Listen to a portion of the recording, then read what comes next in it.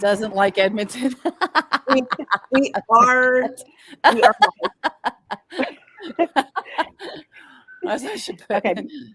Well, I don't like New Jersey, but I didn't put that in my little screen name. Well, we're learning things, right? I'm the guest, so. Okay, and I have to say, it looks like Sarah's wearing an Islanders jersey. It's not. What? Is it Oilers? It is Oilers. Oh, okay. From the top, it looked like an Islanders jersey, and I was very confused. But I've also had like 800 drinks since I've last seen you ladies, so forgive me if my brain's not working properly. It's all good. I'm like trying to navigate my notes and the camera at the same time. All right, no, it is an Oilers jersey. Yeah, I actually had to prove that because like that's not a good thing. But we are live. As long as it's not a Devils jersey, we're fine. We're all in different locations right now. So as we're tuning in live, I'm home on my balcony because it's a beautiful day outside. So I kind of took my podcasting outdoors today onto the balcony. And then we have Matthew joining us, who's my child, and he's over at his dad's, just about 10 minutes away in another town over. And so and then and Liz, where are you? Oh yeah, Liz is in London. I'm in London right now. I'm in a town called Guildford. I'm not good at London pronunciations. I'm working on that. I was in France all of last week. I'm in London until Monday, and then I'm back home on the West Coast where I belong. Yay! I can't wait to come back because we've got new places to go and see. And then Sarah's at home in Canada. Yeah, I'm in Calgary. I just wore the Edmonton jersey because I knew Matt was going to be here and we can talk about last night. To which I can't wait to hear Matt's experience because that game was insane. I also fell asleep in the second period, but I was awake for the third and overtime. And I can't wait to hear more. But yeah, I'm the Alberta representative and Canadian representative here today. I know I was drinking margaritas, so I missed it. I can only stay on a few minutes, but I will tell you, I have been trying to watch the games. They've been on at like 2 a.m. and 3 a.m. Tonight's game, well, for me, it's tonight. It's 1 a.m. And I've been doing pretty well. But I admit, like I have been passing out partway through. I'm going to try to make it through tonight. But what an amazing 2 games against the Devils. I feel like I feel like the Rangers were sort of playing this game that we never even knew they had. Like they were secretly planning this all along. And I kind of said that, right? Yeah, it really feels that way. And I'm so hoping we see the same thing tonight and we can wrap this up quickly and move on. I agree with that. We've seen some amazing teamwork and plays, and Igor's been outstanding. I think I just posted on our story that one shot where he launched it up the ice to Kreider, and came close to getting an assist. It didn't pan out, but just great plays. He's doing amazing. And if we lose you, we're probably going to go more into depth what they're talking about with the how the New Jersey's team is showing their inexperience in playoff, and you can see it. You can see it in their body language. When because I've been a little tired because the games are on at 3 a.m. here. But I've been watching the recaps, and you can see it in the Devils' body language. There's a lot going on here. That was Let's Go Rangers. Yeah. In the UK talk. Not a lot of hockey fans here. I've been working. Yeah, they're trying to get me into soccer. Anyway, I'm gonna let you guys tackle everything else. I wanted to call in. I will be back on Monday, and we are going to take the rest of the playoffs by storm. We are excited, and we're holding down the East Coast. So yeah, it's been good. So, all right, before we lose you, so we'll go on because maybe we'll start with the other East Coast games, So right now, the Rangers are doing unexpectedly well because don't forget when we started, they had the lowest odds of going anywhere. So that doesn't surprise me at all. So I think they've been planning this all along. I'm going to go with that theory. All right, everyone. Bye, guys. Be safe. Have fun. Enjoy. I will be back next week. Go Rangers. Yay! Safe travels, Liz. Have a great time. Bye. Bye. So with that, on the East Coast, everything seems to be going as expected. I think Boston had a great loss. It was just enjoyable. I was watching in the gym. I didn't have sound, so I didn't understand like where all the fighting and all the commotion was, but it was really fun to watch the game. And I wasn't able to watch it yesterday. I just wanted to watch. I was hoping it was just going to be a giant brawl. North Carolina, I know, lost to the Islanders at home last night, but they're up 2-1. And what about that? What about that Leafs Panther series? Tampa Bay Lightning series. So like, what about that? I mean, I think when I saw game one, I was like, oh, like Lightning's going to take this. And then the Leafs came alive. So for East Coast stuff, Matt, what's your thought on that series? Because, we know the history of the Leafs. I think this is going to go to 7 again. Oh, yeah. I don't see any other outcome. There might not be an entertaining game again in this series. It's all going to be 5-goal wins. And they're just going to trade them back and forth. I have been noticing that the goals for these games is insane. Mm-hmm. When we did our picks, it does ask you to pick the number of goals in the series for the Stanley Cup Finals. I think I put something high. I mean, I might have lowered it. I think I put 35. I might have lowered it to 29. Depending on which one, who's playing who. But these 5 and 6 goal games, 7-2 I think is insane. Lightning beat the Leafs 7-3 to win game 1, and then the Leafs beat the Lightning 7-2. So, yeah. So like you're expecting it just to kind of flip flop with these amount of goals. So that does tend to be how the Leafs win and lose games in the playoffs, right? Yeah, that's true. Yeah. So that'll be again kind of fun to be watching. Yeah, game 7. They're kind of saying that about your series too. So let's kind of switch over to West Coast, because West Coast, I feel there's upsets going on, and how are we looking at that? I mean, so far those, I don't think everything's going as planned on the West Coast for any of these games. So looking at the other series before we get into we'll go yours last, because I think yours is most exciting right now. I'm really impressed with the Kraken. I know that the Avalanche are the Avalanche are very shorthanded right now with injuries, but we always kind of assume that the Kraken were gonna come out swinging because the Pacific Division is unreasonably strong right now. So the fact that they've been battling so hard. I'm kind of surprised at them too. So again, I haven't seen the game, but I think now they're gonna I'm gonna start watching, because I think that'll be an upset too. And then there's Minnesota. So I kind of root for them. I think Sarah is too. Yeah, I am. My love for Fleury and Reeves is, I think, is known by this point. And I'm a Zuccarello fan at heart. So when he scores, you can't, even against us, I can't not like it. Yeah, totally. And Dallas is on fire, and we talked about this in our group text, Christine. I think it's when we were doing the bracket last week or Monday, whenever that was. But no, Dallas, in my opinion, they always do well in playoffs. I think they're a playoff team, but they tend to blow their load, as I said. And sorry for being so graphic so early.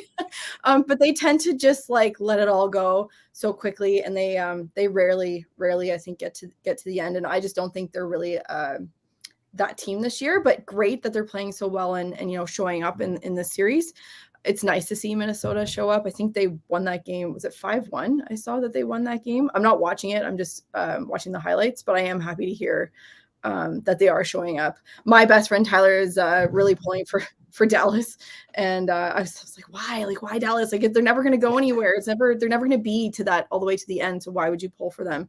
But in his words, that's just the team to beat right now. You could say the same thing about Minnesota too. They haven't shown they haven't shown that they can get past the second round yet. So, but I've talked about my guy Brock Faber. The Minnesota Golden Gopher, who the Kings traded for Fiala. He was always going to go. He was always going to go to Minnesota. That's where he wants to be. But I'm just glad that a former King and a former college player could do so well and light the lamp up. Especially game one, yeah. And sorry, why does he want to be in Minnesota so bad? Is that just where he's from? He's a Golden Gopher. He I think from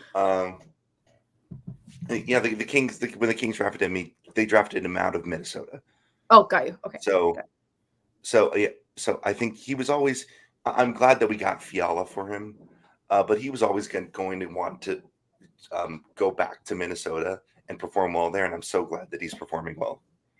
Awesome. Well, maybe that's a sleeper team. I think they've been that way all season. I don't think, in my opinion, I don't think a lot of people expect a lot of them, but they have that talent. The Wild have been a sleeper team for 10 years.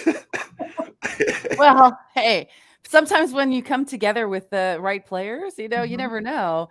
So, and they're up 2-1. So, and I was actually, it was nice. The first game that went into like double overtime, I was kind of listening. I couldn't watch it because I didn't have the channel, so I was kind of listening to the games, and I kind of turned off the lights and I was just listening to the double overtime until they won. It was so nice, actually. I'm like, I could go to sleep to hockey, like play by play every night because it was peaceful and it was exciting too. So I especially in this first round, I love to see upsets, and I think the West has a lot more to show. I mean, I know with the Panthers Bruins game the other night, the Panthers kind of showed some good edge where I'm like, oh, this could be really good.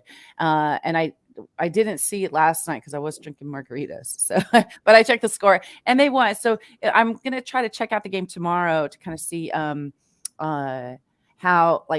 how they're doing. I kind of want to see that series get pushed out. I want to see the Bruins pushed a little bit more too. And then we'll bring back to the West. And then the other kind of little good, I think all the matches are really good. The Jets and the Knights. I'm kind of thinking the Jets might pull it off. Yeah. Yeah, the Jets stealing home ice advantage in game one was really impressive. I think. Mm-hmm. It really shows that they're not going to be the one round and out. I think this series might go deep and deeper than everyone thought. Yeah, that would be good. That'd be exciting. I like us to finish on Monday night and then to sit back and watch everybody else battle it out while we kind of hone in on on practicing and staying healthy and stuff too, because we've seen a lot of crazy fights. I feel like there's more ever than I've seen in playoffs, especially the first week. So just speaking to Winnipeg for a second, even when they were rallying at the end of regular season to stay in that wild card contention, they were on fire. They showed up like I haven't seen in a long time, and good for them. Rightfully so. They've earned that spot to play Vegas. Yeah. I truly hope they choke and that Vegas knocks them out.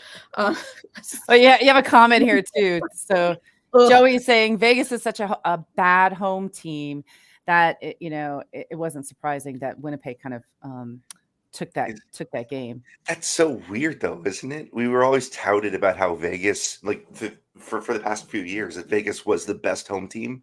They got Vegas fever, and now they've just kind of dropped off a cliff at home. Yeah, so at home. Weird. Well, you're right.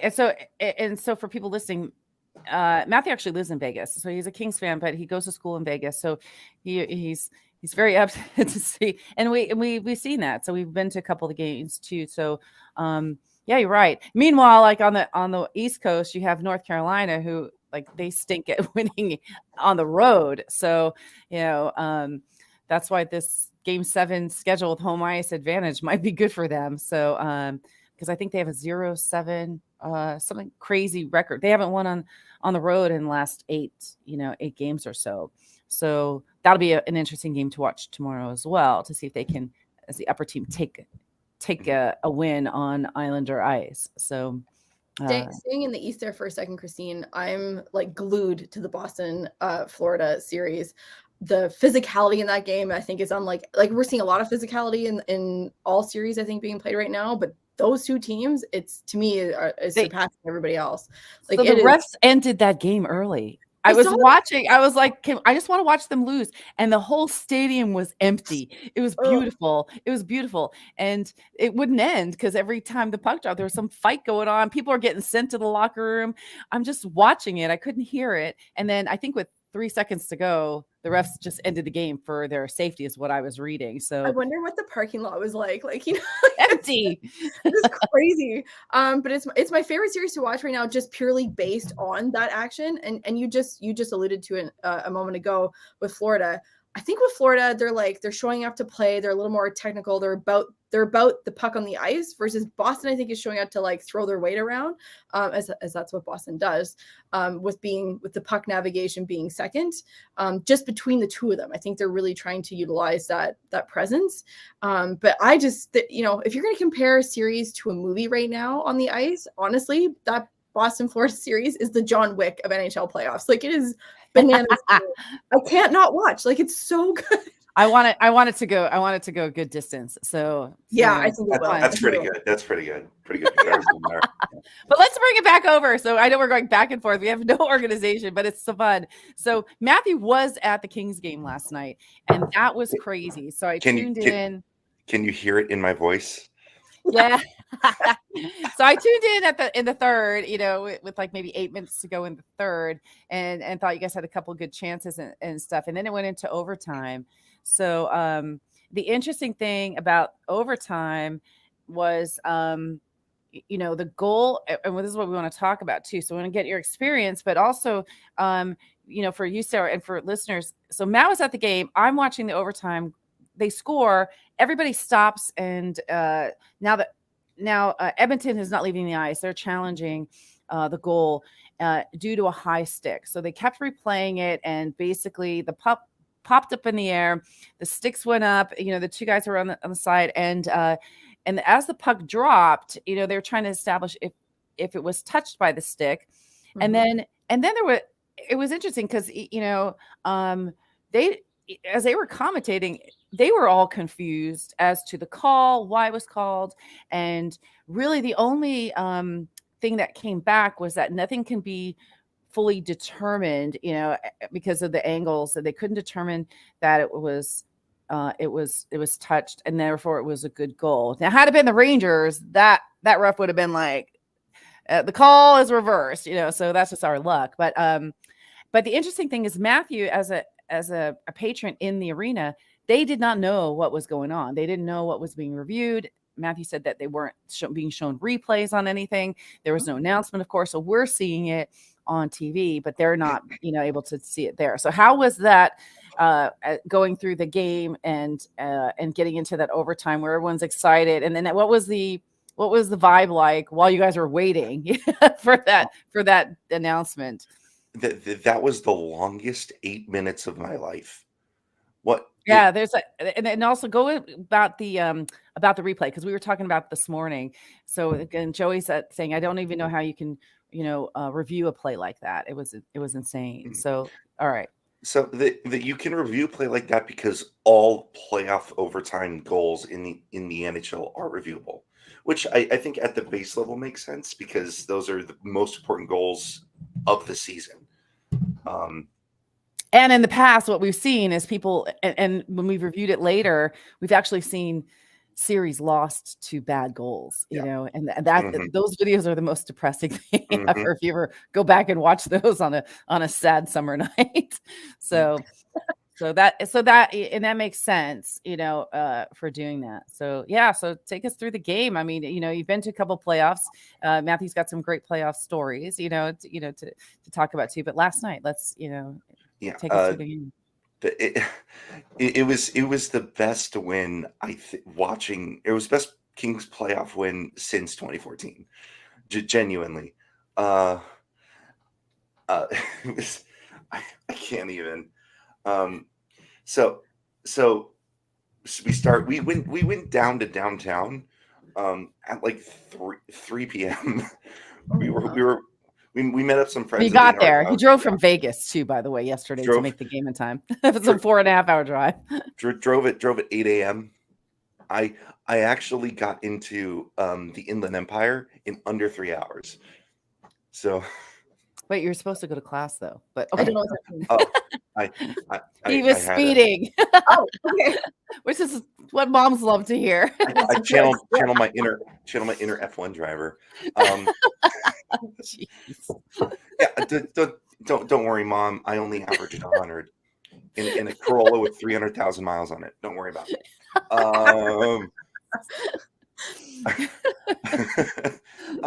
Yeah. So took a nap. Took a nap. Met up with some friends at the art house across the street from Staples Center, and we went inside. Went inside. Started the game. We couldn't move. We didn't want to move. We were like, I still have the jitters, the same jitters that I had during the game. That was the first playoff game you've been to since 2014, right? I went to the ones last year. Oh, okay. But those weren't great. The Kings got blown out, and then the Kings blew out, which are great from a fan perspective, but not great from a hockey fan perspective, right? Yeah. So yeah, this is good. Uh-oh. Did we lose her?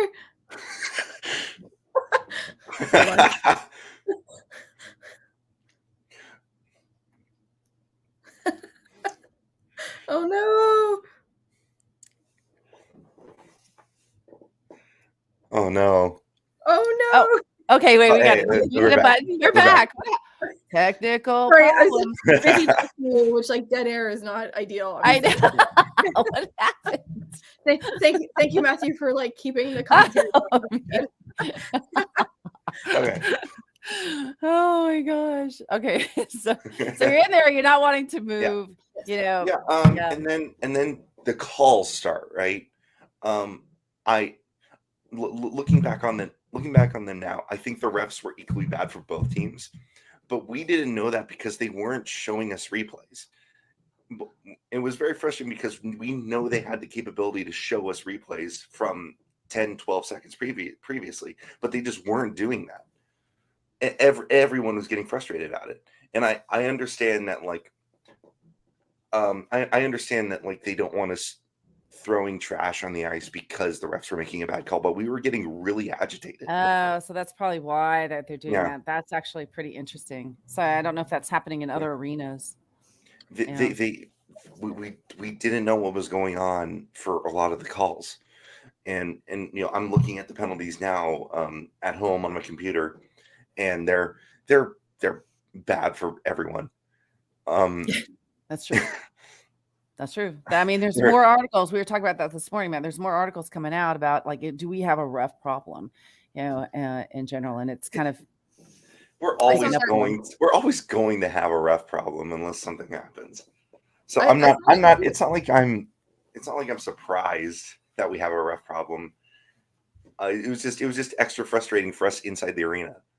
For sure, I saw that too. Even Sportsnet did that, which, like, in Canada, they hold the right for all the hockey coverage, and that's a pretty big deal because of who they're owned by.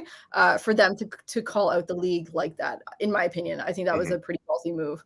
But I agree, and from this standpoint, talking about that replay last night, I can see why there was confusion. I do agree with the outcome. There was nothing surprising there, but I can see why there was confusion, and I guess the way I heard it last night was because you couldn't determine possession based on how the puck did change. Like, you see it change direction, but you couldn't determine possession. And I agreed with the call, even though it sucked for Edmonton. It was. Yeah, it has to be a determinable call on all the things. And if they can't, then they can't overrule it. The refs on the ice call stands always. And I do think it's because McDavid put his hand up immediately is why it took so long. I at least from what I could see over here, I think that's why it was evaluated for so long, because they had someone acknowledge on the ice that there could have been a high stick. They didn't show us a single replay between the time that the puck went in and the time they made the call. They didn't show us a single one. That was a long 8 minutes. And like from an that was quick. But like from an on ice experience, like being in the arena, what does that serve for anybody? It doesn't serve anything for anybody. And you want to keep the fans at least in touch and engaged with what's going on. And I would think by not showing it, obviously, you're almost creating like your own dynamic within that arena. And I don't think that's a bright idea either. Yeah, I am of the opinion that you should show every call and every play. Like even or though, at least announce it too, because it took forever. And so. Well, yeah, I can't imagine what it was like, in there in the nerves, because like it's a different vibe in New York. I mean, things don't really go our way. So we got tickets. We got tickets in the fan section where they have like drums and flags and stuff. They gave us they gave us one of these huge flags, and I was just like, I was holding on to it. I was bending over on it. Everything was shaking. And everything was shaking, and they just wouldn't take off the headphones. They wouldn't move. I'm going to remember how long that felt for the rest of my life, because it's going to feel like an hour. It felt like an hour at home. I was like, oh my God. Knowing that they didn't know in there in the arena, so I'm like texting Matt, and trying to give him update if he was reading it. So I didn't know. I couldn't reach. I couldn't move. I didn't want to reach in my pocket and check my phone. I couldn't move. So Matt, like between, when you're in the arena for this kind of excitement on a playoff, how does that bring back? Because Matthew, the first time Matthew ever went to playoffs, and that was when the Kings won the Stanley Cup in 2012. So Matt was just 12. He actually was 11 and then turned 12 because his birthday's in June.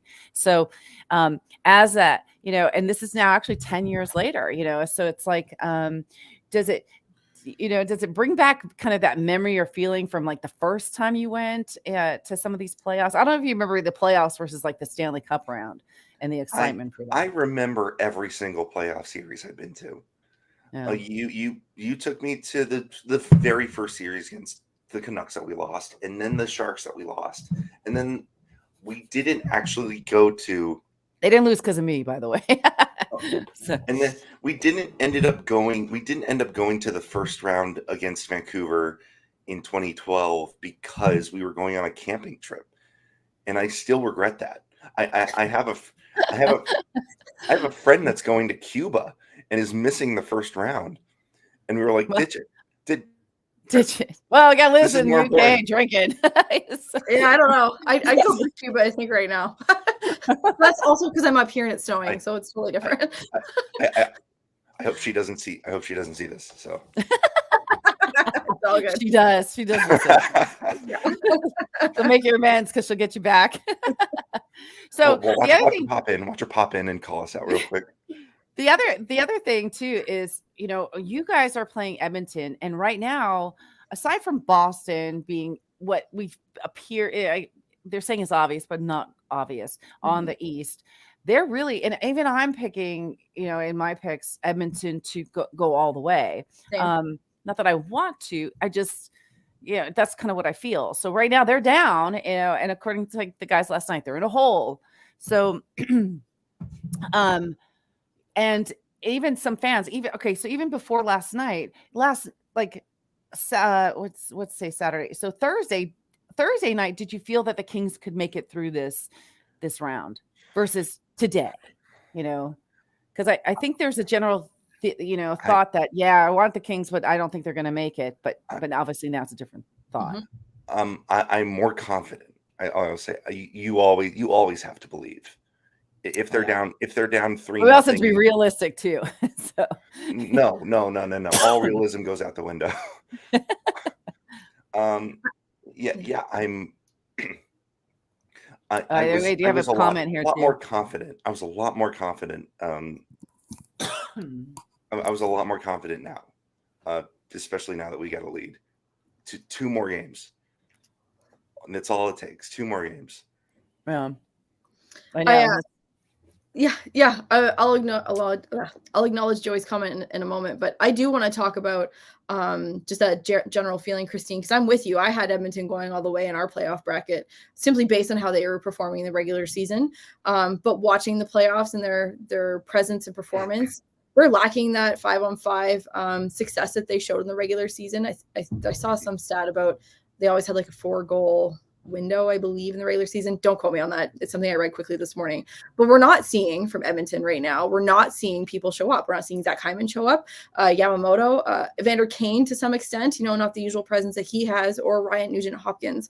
I thought Nugent-Hopkins was all right last night, but he wasn't. I mean, he was better than he'd been in the other 2 games. Obviously not good enough to win.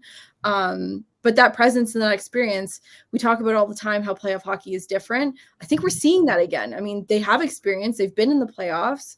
It's nothing like that. I don't know if it's gelling. Is there something else happening off the ice? Skinner looked great, but not, obviously not as good as the new Vegas goalie. So it could just be a matter of gelling on the ice. We don't know what else is happening there. LA, I'm with you. Nobody expected them to perform the way that they're doing, but they are outstanding right now. They're so scrappy. And they do it. Both of them are, but LA, excellent. I'm kind of oversimplifying here, but it is very easy to shut down the Oilers offense. All you have to do, shut down McDavid, shut down Draisaitl. That's it. Yeah, 2 names I don't need to hear again. So well, and McDavid last night, like his speed last night. I mean, he always shines a little brighter, but his just on ice presence, just going for the net last night was, I haven't seen it like that in quite a while. Oh, they were like that last series against the Avalanche too. It was like those two together were insane. I think they were averaging 30, 40 shots a game, just going at it. So you're right. And it's funny that you say that, because that's what I'm saying about our Rangers Devil series. You got to shut down, Hughes. And so and we are, and that's really what's making a difference too. And that's kind of what I've been saying all season, is like when you start highlighting some of these players, giving them all the ice time. So that's the other thing too. I was hearing through the game, and just like how many shifts that McDavid and Draisaitl have versus other people and stuff. And they're averaging 24 minutes, I think, ice time, in a game, so they are putting all their faith in these guys. So yeah, you shut them down, and then you force the other people to work, and you kind of blow their strategy in a way. So the amount of goals not scored by McDavid on the power play yesterday by the Oilers, none. Yeah. So Joey's talking Draisaitl, in his opinion, cost them the game with that penalty after McDavid scored. 100%, Joy. I'm right there with you, and thank you for your comments. Yeah. And then let's not lose his game experience too. So if you've ever been, like, we'll delve into that like in another episode too, maybe after this, these great experiences. Because if you've ever been to a playoff game or a Stanley Cup game, I don't think you ever forget your experience, and that's something that would be great to kind of get other people's feedback on, on some moments that they've had too. But a game seven playoff game, I don't think I could handle that, because I think, I was with Matt when, with the Rangers Kings, and the energy is just so crazy. I can't handle it. I kept, I don't know if you remember that, but I kept having to step out into the, I was excited for everybody. And it was great. I mean, I wanted us to win. We did it, but the energy was so insane. I kept having to go out into the, into the arena hallway and just, remove myself from like this crazy energy, because I couldn't handle it. So game sevens would kill me. Yeah. The last time that happened, I was very young. Yeah. I was very dumb and naive in 2012 and 2014. He was 12 and 14 too. Yeah. So I'm still not wrong. But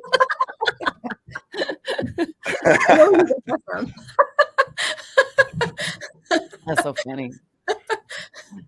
So, yeah.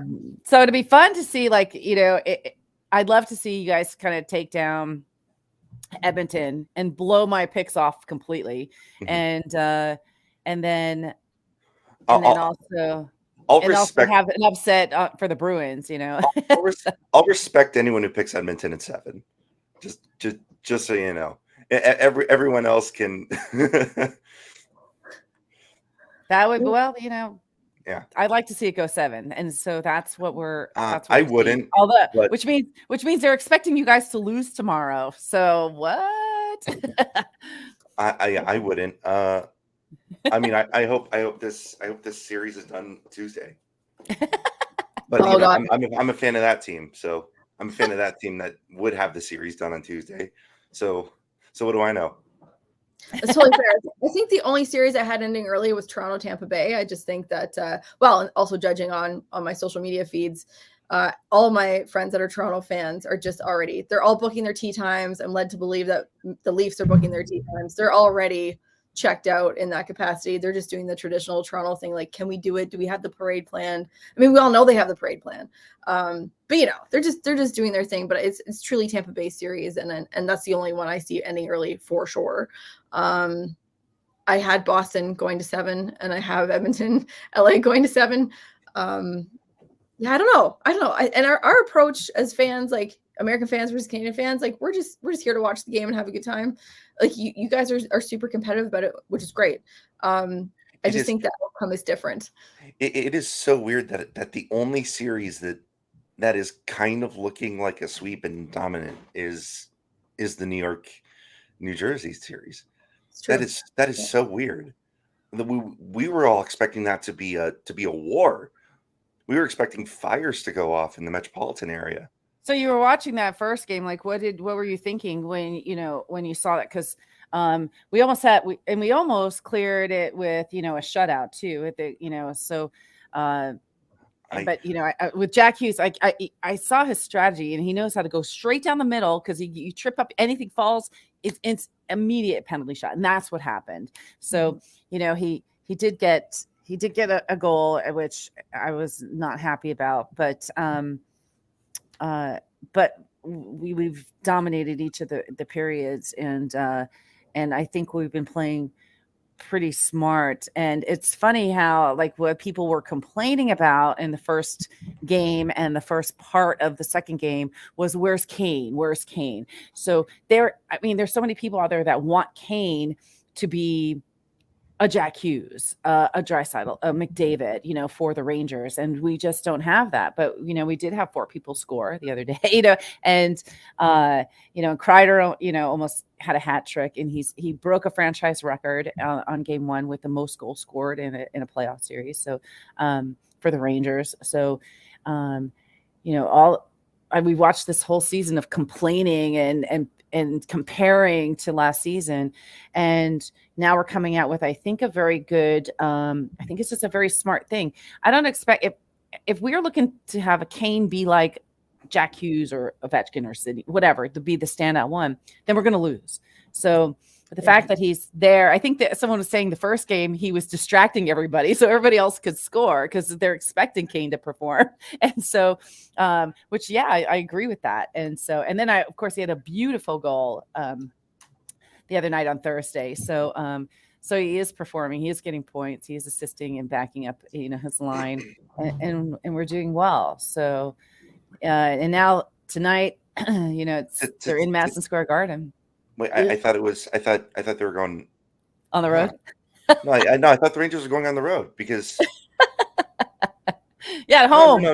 I only listened to game 2. There were so many Let's Go Rangers chants that there's no way that they're on the road.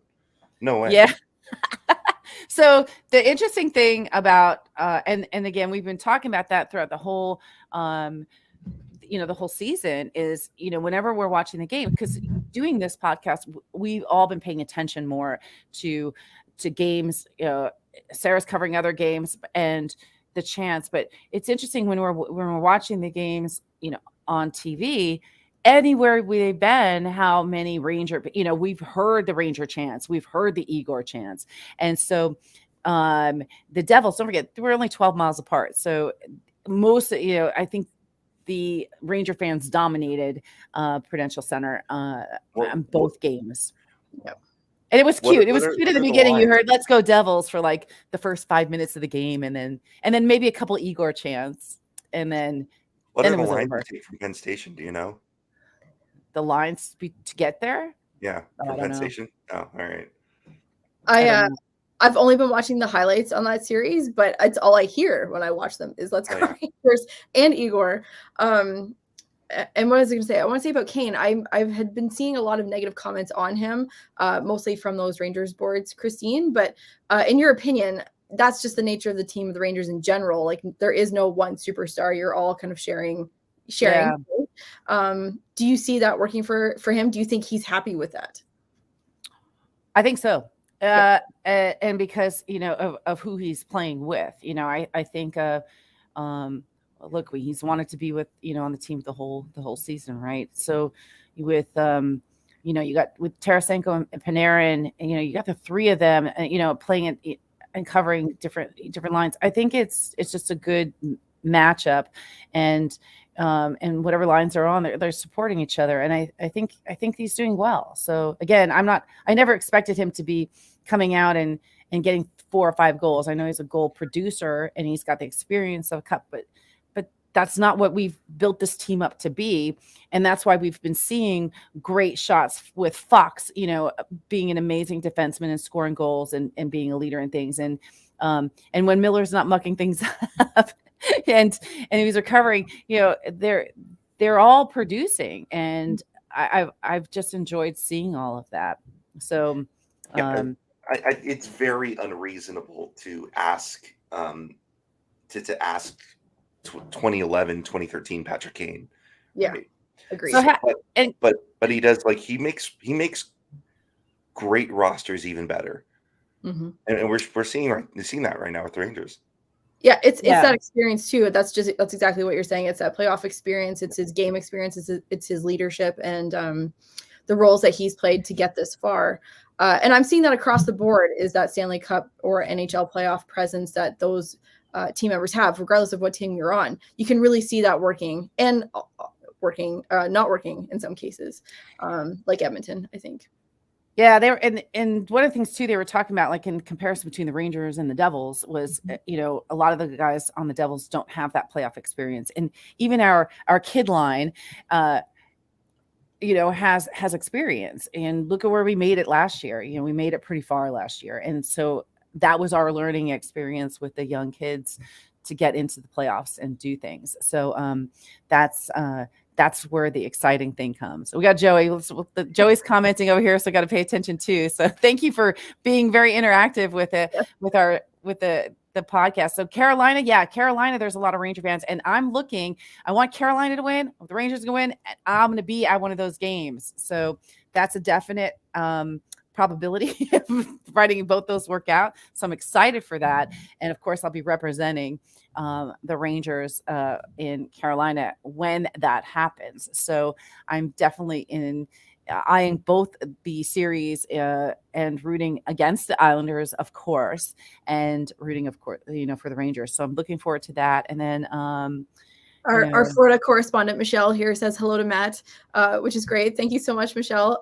If anyone can't tell, Liz is the best at driving this with the comments and with our engagement on her podcast in general. So Christine and I are doing our best here to hold it down while she's away. Yeah. So Michelle's Liz's mom. so and she's our Florida representative, and so she goes to the Panthers game. So yeah, you should have up one of those games now, Michelle. We need you in there. Did you know their goal song is "Rawr"? Like some of these things, and right now with the Toronto, because their goal song is Hall & Oates. You make my dreams come true. So I asked Alexa to play hockey songs, and it came on. So I sent my girlfriend a video. She hates it. So every time the Leafs score, I send her Hall & Oates memes.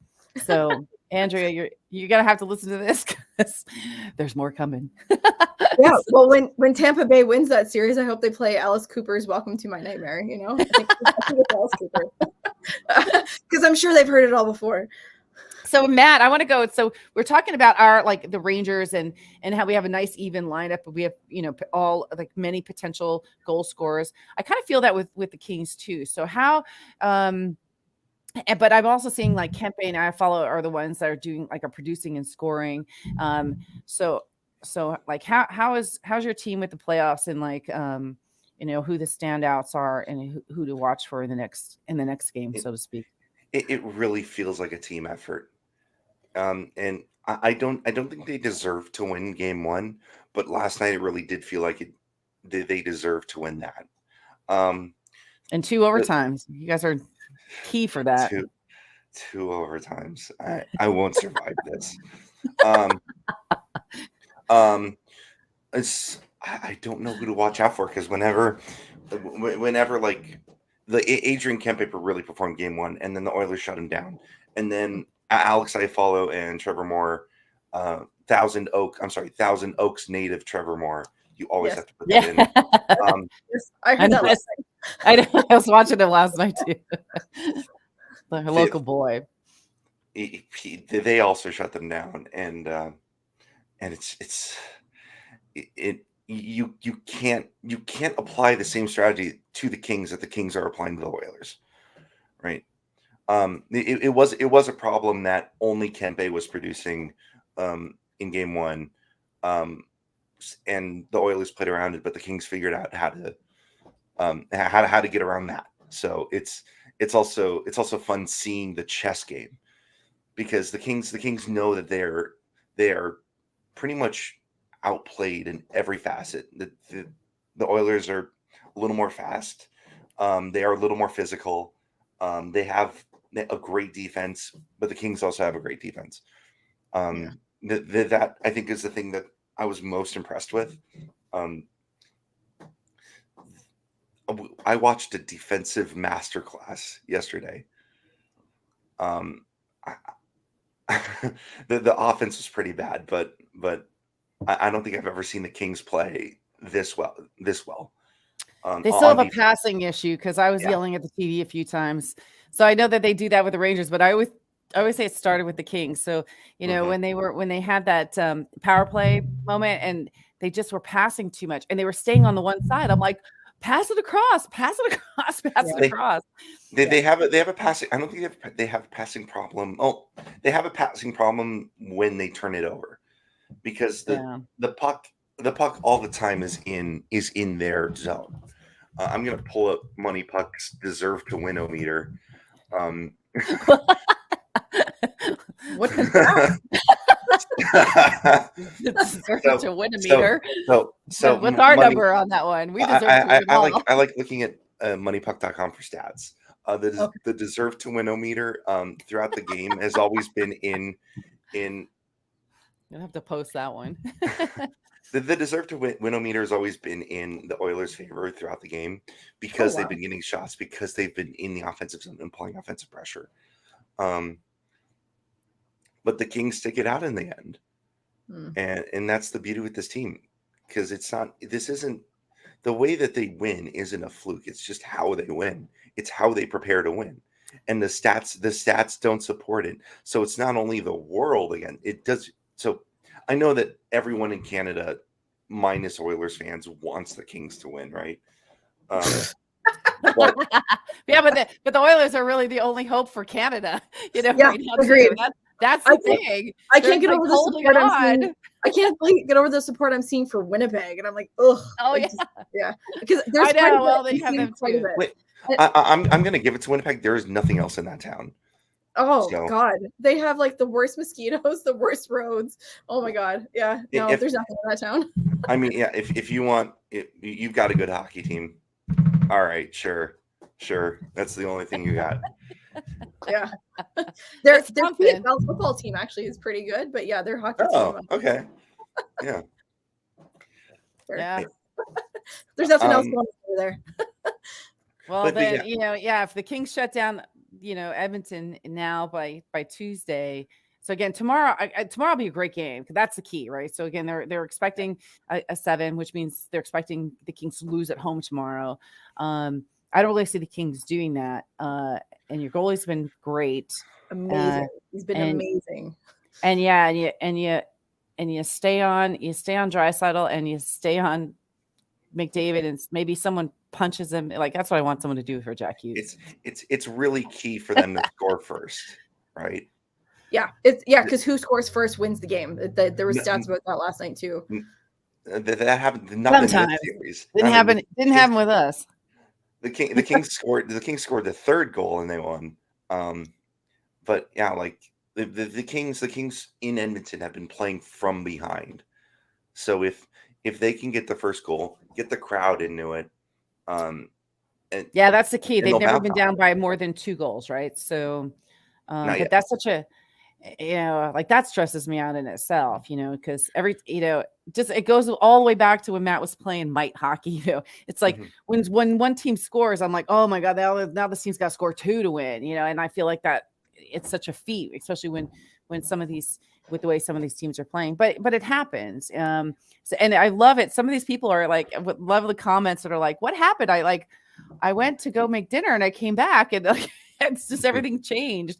And that's been happening to some of these games. Like you go and it's like 2-0 and then all of a sudden it's 3-3 and it's overtime and that team's losing. So it's the beauty of playoff hockey. I love that we're seeing so many goals. I'm also loving that we're not seeing too many overtimes. But the overtimes are great too. And the fights, it just seems so early. I mean, usually playoffs are played better and they're more well executed where you're not seeing as many whistles and penalties, but nope. Like it's just craziness. So there's so much, I don't know if it's bad blood, stress, or whatever. But it's ugly. It's ugly. It's everything. It's the bad calls, everything that's been happening through the whole series. It's like they're just taking it out on each other now. But I feel like it's unusual. Like it's unusually high, for playoffs, especially this round. It's early. It's just round 1.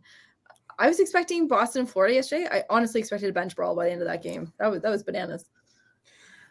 Dang it. Well, I'm glad I didn't miss anything. So, but it's not over yet. So, no. And if it's starting now on game 1s and 2s, I can't imagine like some of these series going to game 7s. The stress level is going to be insane. So I just don't want it to be us. So, they're in the world's most famous arena tonight. So I expect it to be loud, full, amazingly. I know I'm going to have tons of people I know that are going to be there tonight, and I'll be seeing the posts and the texts and everything too. So we typically do well at home. And I think they're excited. You had 2 home games. Did you also hear that one of the strategies too with the team is that they stayed in a hotel right there, so none of them were commuting back. They all stayed together, and focused, and I think it showed. So where they didn't come out with full force and speed like you kind of want them to. I still kind of want them to. I always want them like take a Red Bull, or I know the smelling salts are big. That's the other thing we're seeing across. Like they're all doing their smelling salts, waking themselves up and getting out there. And so for us, it's banana tacos. Banana tacos. Who ate cake yesterday that said that was a good thing? One of your players had a birthday. Who was it? They were talking to after it. I didn't see that. No, the big thing is that Adrian Kempe puts banana on his tacos. And if you're thinking, oh, it's some type of weird fruit taco, nope, it's a normal meat taco with veggies and bananas. That's weird. It is weird. I'm not going to do it. However, I did make a promise to make banana tacos if the Kings win the cup. So I'm gonna write that down. We should do that one. We're gonna have well, keep that in mind, Matt. We can do that over the summer too. Find some good recipes from some of these players. Find some good recipes for banana tacos. Banana tacos. Whatever weird things that other people are eating. So I like that. That's interesting. Anyway, we'll let Matt try it first. All hail the banana taco. And No, that sounds disgusting. Yeah, it's gross. Well, on that note, everyone, perhaps this is a great way to wrap up the episode and prepare for this afternoon. Look, that should be punished. What does he say? Joey's like, yes, with you, Joey. That should be it's a banana tacos. Well, maybe we should all try them if our team wins, so let's go. No, that's a no for me, but Matt will do it for us. We could do an investigative food series based on what the NHL players are eating prior to these playoff games. And, maybe we'll find something that works for all of us and we can talk more about that. There you go. So all right. we made it through week 1 of round 1 of our 2023 playoffs. So congratulations to all the teams that are winning and upsetting everybody else. And of course, let's go Rangers and let's kind of sweep the Devils and then move on to whoever we play next. And we're going to keep on going. So we need 14 more wins and that's what we're looking for. We have the eye on the prize. And our new saying now with the Rangers is it's time to eat. It's time to eat banana tacos. It's time to eat banana tacos. I mean, Matt's little sidebar note next time. So is that my new sitcom catchphrase? I think so. Yeah. So, and we'll keep Matt coming back to kind of give us our West Coast update, and hopefully the Kings are going to continue to kind of knock out the favorite on the West, and we'll root for the Panthers to root. Like we want the same thing happening on the East side. So, so next week, Liz will be back. We'll all be back together, and we'll continue this fun ride, as it goes. So, everybody tune in tonight, 5:00 Pacific. It's 8:00 tonight at the world's most famous arena, Madison Square Garden. If you're going to the game, have the best time. Cheer loud for us. We'll be handling over on the West Coast here and doing that. So we'll see you next week. All right. Thanks so much, guys. Thanks, guys.